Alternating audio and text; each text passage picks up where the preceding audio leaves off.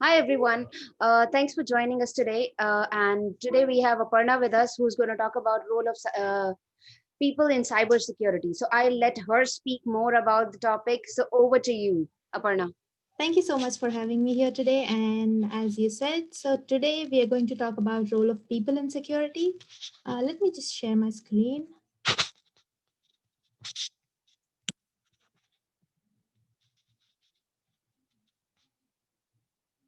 Just a minute.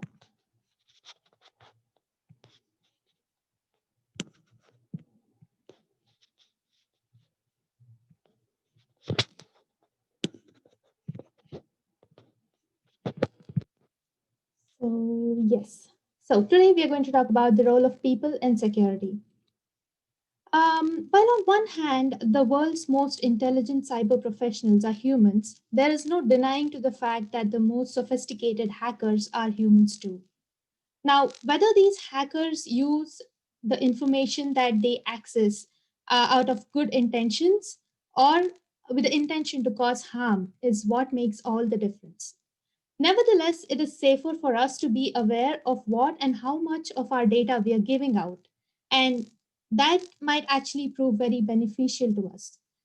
Every network or computer has at least one human user. And as humans, like people, are prone to making mistakes. To err is human. And people can also be easily misled or fooled. Now, what mistakes people generally make as a result of poor security practices, and how is it possible that people actually get fooled into divulging details, is what we are going to talk about today. The most common poor security practice that we come across in our daily life is poor password selections. So, according to the Splash Data's list of worst passwords, the top five are what you can see on the screen at the left: 123456, password 12345678, QWERTY, and ABC123. It's actually important for us to realize how easy it is to actually get a list of possible passwords. Now, we might think that these are all a list of poor passwords and I don't use any of these lists. I mean, I don't use any password from this list, so I'm safe. But just think, even to make a list of poor passwords, the data has to be collected from somewhere. I'm not saying that it's collected from, like by using any bad means, but most probably it's something that people have given out on their own. Like, it's very interesting to see how easy it is to find out people's passwords. One suggested watch that I would suggest you guys to watch on YouTube is the video called What's Your Password? It's from Jimmy Kimmel Live, a US based show. And in this video, actually, you see how easily people just let out their passwords. Even if they don't tell you that their password is directly so and so, they keep getting asked questions and they answer those questions in such a way that it's very easy for the person asking the question to actually make out the password. This video actually deals with the security breach at Equifax that actually compromised about 143 million Americans' data.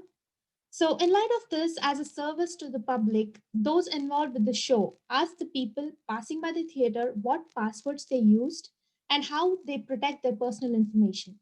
And it is really interesting and pretty shocking to see how easily and unknowingly most people gave out their passwords. So, please do watch this. You get a lot to learn by seeing how people actually give out things and how people actually might be fooled into giving out things and how they unknowingly let out their personal information. The next one we will talk about is called a shoulder surfing.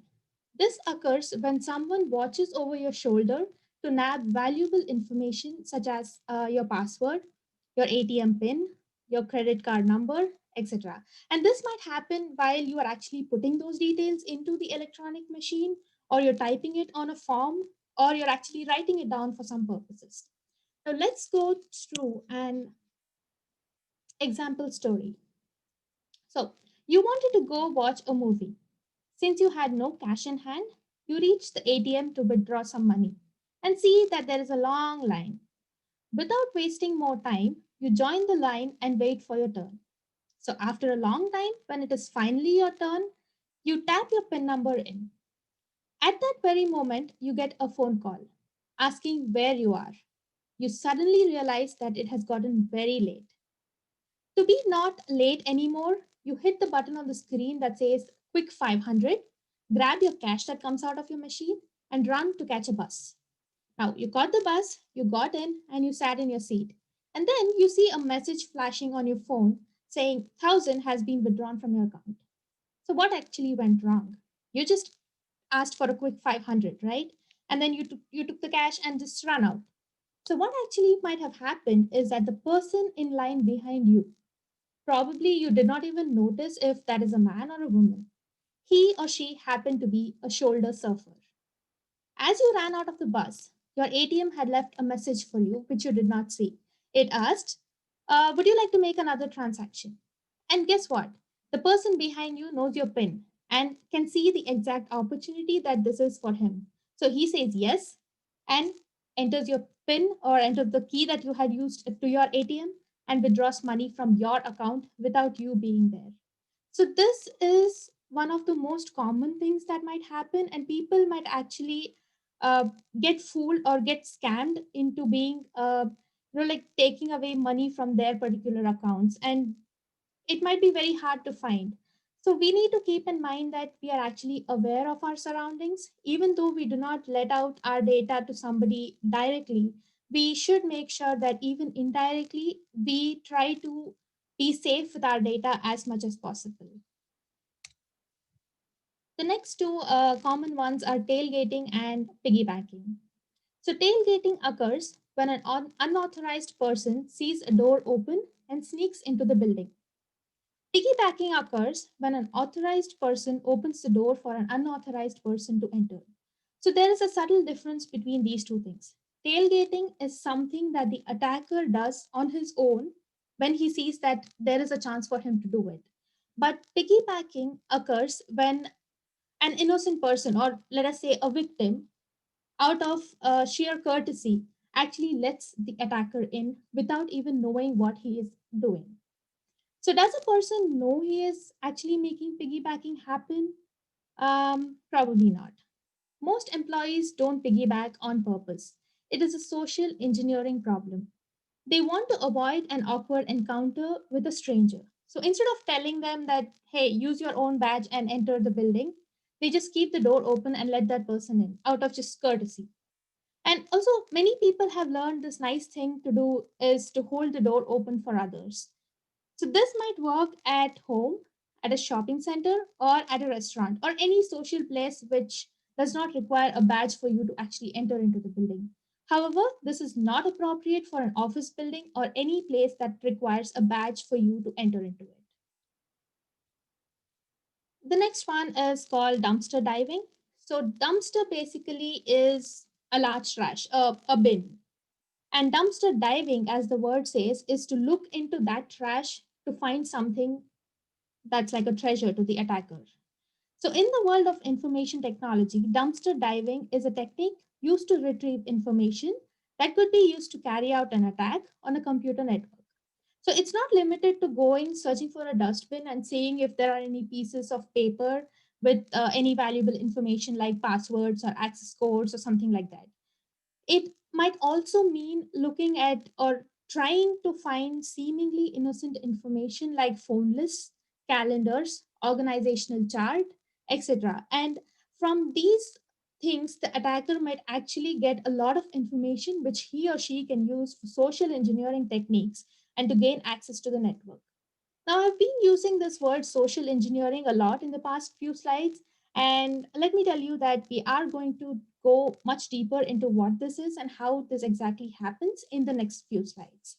But before that, a few other very common mistakes that we do in our day to day life, which might actually put us in danger or compromise our data, are installing unauthorized hardware and software, poor data handling techniques, physical access by non employees, and also unclean desks.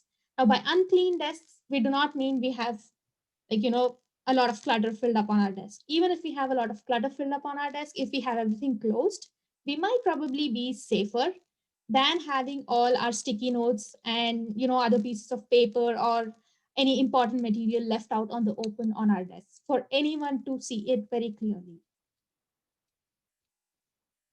Yeah, so social engineering, the process in which an unauthorized individual uses various deceptive practices to convince an authorized individual to provide confidential information or access to confidential resources.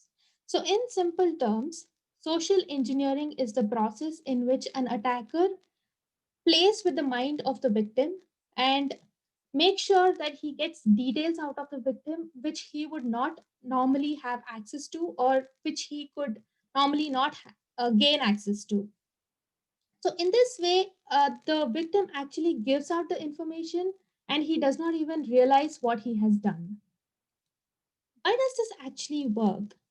It mainly works because of three things: the human tendency to be helpful, the human tendency to avoid confrontation or trouble, and the human tendency to generally be unsuspicious of things. Let's take examples and look into more detail on each of these situations. So, let's talk about a human tendency to be helpful. So, what happens when somebody asks a question for which we know the answer? We generally do not suspect as to why that person is actually asking us that question. Our normal response is not to be suspicious, but rather to answer the question because we know the answer to the question that we are being asked. And this very thing or this very tendency to be helpful is most of the times proving as an advantage to the attacker. So, how can an attacker take advantage of this? Let's go through an example story. So, in this story, I'm going to talk about how an attacker actually asks a question, hoping to obtain the desired information. So, the story goes as follows. You go to a restaurant and are searching for a place to sit down. Just then, you see one of your old friends who happened to be there with a few of his colleagues. You greet your friend. He gets really happy seeing you and invites you to join them. Your friend introduces you to all his colleagues, and you guys actually start talking. As a part of the conversation, the attacker, who happens to be sitting there amongst you all, asks you who your IT manager is, and you unsuspectingly tell him the full name of your manager. What just happened? While this information might not be something you would consider a secret, it is in fact very valuable. The attacker might actually have gained access to the email of your IT manager because nowadays, or it's general practice to have the person's first name dot last name at the organization domain, and it's pretty easy to try out different combinations of emails and actually try emailing to each and every email list or the email that you have in your track combinations, and most of the times at least one of those combinations actually succeeds. And now when you get an email from a person you do not know, or if the attacker is intelligent enough, he makes sure that he sends that email to you in a way that you think it's coming from a legitimate source. You might be asked to press a link or download an attachment, and those links or attachments might actually have malicious code or some kind of a hacking trap wherein you divulge your details without knowing. So, a simple email also can prove to be of such a hazardous nature. So, it's better that even though when we feel that certain data they are not secret, or like that there's nothing important in that particular data, it's better to not let it out or not tell it to anyone when they are no way related to it. So it's better to be safe than sorry. The next way in which the attacker uses the human tendency to be helpful is by engaging the target in conversation and trying to evoke sympathy so that the target feels sorry for the attacker and provides more information. Now, again, let's go to another example story. You are at your desk in your office. Suddenly, your phone rings. It is your colleague from another department who talks about how his deadline is approaching and how upset his manager is that he has not finished his work. And what do? You feel very sorry for him and decide to help him out so that he could avoid trouble with his supervisor. You give him some information that only your department has access to. While you might feel that you did nothing wrong and you only helped out a colleague who happens to be a worker in the same organization as you, there are obvious reasons, or there might have been obvious reasons why the information that you just gave out had to be kept within your department. So, even without you realizing, you did something that you should not have done. And most of the times, after doing such things, we generally don't think what we have done. We just think, okay, I helped my coworker, and because of me, like he avoided trouble and stuff like that. And often it gets too late before you realize what kind of damage you have done. The other type in which the attacker takes advantage is by appealing to an individual's ego. Now, another example story. You work in the IT help desk and help hundreds of customers every day through phone calls. Your phone rings, you take the call, greet the caller, and introduce yourself. The person online tells you that he is unable to reset the password for a certain account and starts praising you for the help you did to one of his coworkers who recently had called you. So now, after being told how great of a help you were, you get tempted to demonstrate the same amount of help to this caller. So you reset the password of the account he just mentioned to you, and he thanks you. And feeling accomplished, you hang up the phone. Now, this is similar to the example story that we saw in the previous slide.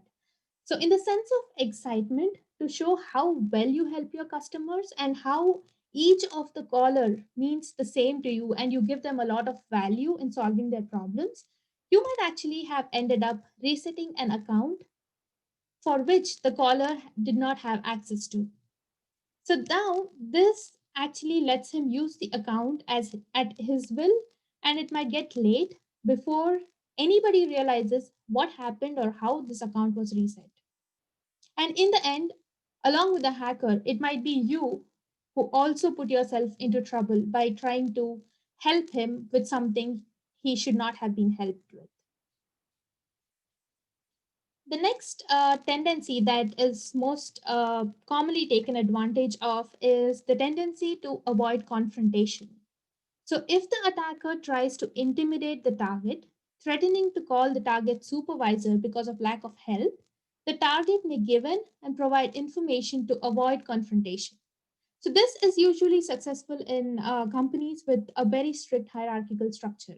So, let us say you are a worker, you have a boss who has a boss who has a boss, and so on. So, this entire structure or this entire hierarchy of having multiple bosses makes you feel that each of them who is superior to you has the right to ask you for something and you have no right to say no to them. So in this process, if at all a person or an attacker happens to be one of your bosses or in that line of bosses, he or she might ask you for something and you might not be able to refuse. And this also is not this also happens if one of your co-workers actually who is in the same hierarchy as you asks you for information and threatens you that he is going to talk to your boss or one of those bosses in that hierarchy, saying that you did not help them. So even in that case, you will not be able to refuse them. So this is something that is taken advantage of very, very commonly in such hierarchical situations. One thing to do is to say that you are following the company's security policies or procedures and you have no authority to let the information go out no matter who the person is who is asking you for it. The next tendency is the human tendency to be unsuspicious. So generally, since we do not suspect everything that we see or do, we can fall prey to a lot of attacks quite easily. So few such attacks we hear about very often are phishing and wishing. There is also this other term called reverse social engineering, which we are going to talk about. But before that, let's go to phishing. So, this is a cyber attack that uses disguised email as a weapon. The goal here is to trick the email recipient into believing that the message is something they want or something that they need. For example, it can be a request from their bank, or it can be a note from someone in their company asking for something, or it can be a link or an attachment that is sent as a part of an email, which makes the email, I mean, which the attacker actually makes the email look as if it is coming from a legitimate source. So without any suspicion, we most of the times go click the link or download the attachment and face adverse consequences because of that. And it's interesting to know that phishing is one of the oldest types of cyber attacks, dating back to the 1990s, and it is still very common. And the techniques, however, the phishing messages and techniques are becoming more increasingly sophisticated, and it is becoming hard for the recipient to actually recognize if it is actually from a legitimate source or not. The other type is called wishing, which is the phone's version of email phishing. This basically uses automated voice messages to steal confidential information. The term here is a combination of voice and phishing.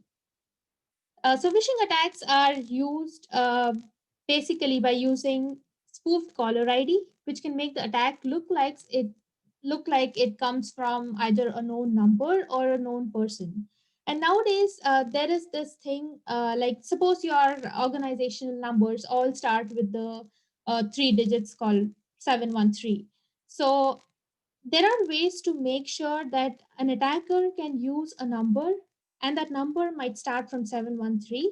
So you feel that the number is from somebody within your organization. So you actually lift the call and answer the questions. Phishing often uses VoIP technology to make the calls.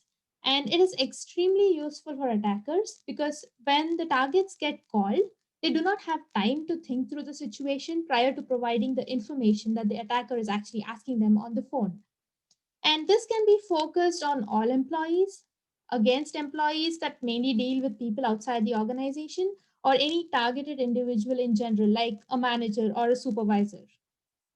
So it's generally useful if departments like help desk, PR, sales, and HR are included in wishing security tests, and they are provided with techniques and tips to actually recognize if they are being wished or not, and what they could do in such situations. So, reverse social engineering is one other interesting thing, which happens to be kind of like an opposite social engineering. So, in this, this is an attack which is a person to person attack in which an attacker convinces the target that he or she has a problem or might have a problem in the future, and the attacker is the only person who can, help solve that particular problem easily, or he can be the person who is very reachable to the victim, and he can actually help them solve it. So it's basically performed through the following steps. An attacker first damages the target's equipment. He next advertises himself as a person of authority who is skilled in solving that problem. In this step, where he is actually showing how much of authority he has or how much skill he has in solving that problem, he gains the trust of the target and obtains the access to sensitive information that he wanted to. And if this reverse social engineering is performed well enough, then the target actually gets convinced that it is the attacker who can help him and reaches out to him for help. So, this actually would then give the attacker even more access to something that he wanted access to, obviously with bad intentions. We talked about how people play a role in actually giving out access to resources or giving out the data that they are not supposed to. But it's not always all negative. People can also be a very good security tool. People are not only those who always make mistakes or get fooled or cause harm or cause damage without knowing.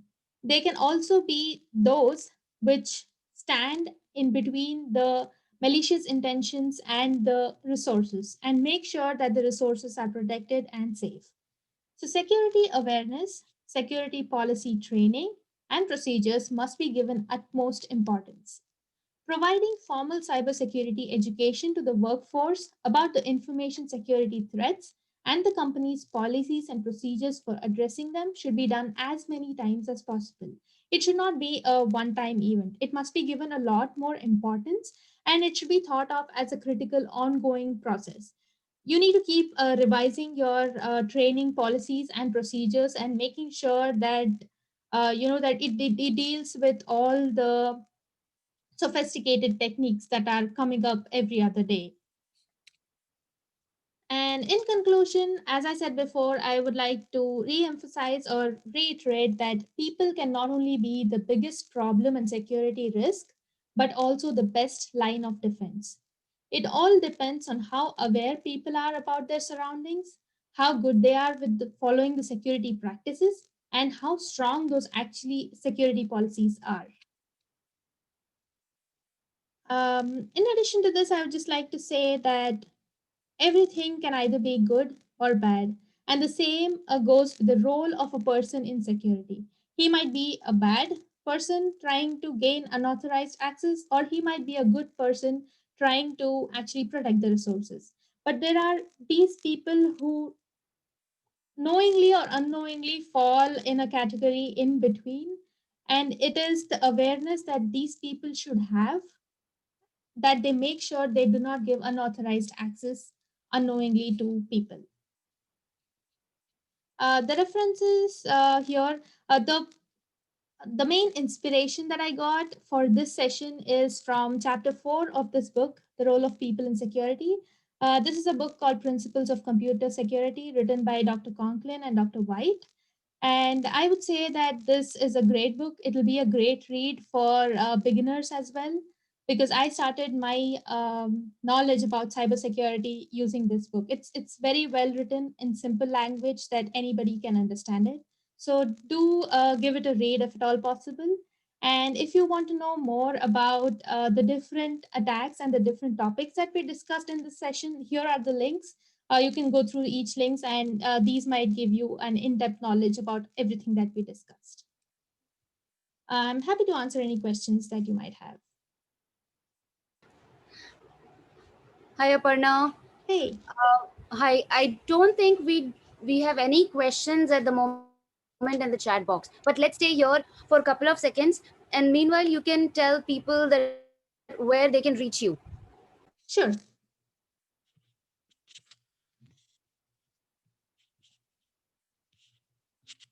I'll probably type it out. Yeah, that's a good idea. So that people can reach you and have discussion around this topic. Yep, sure.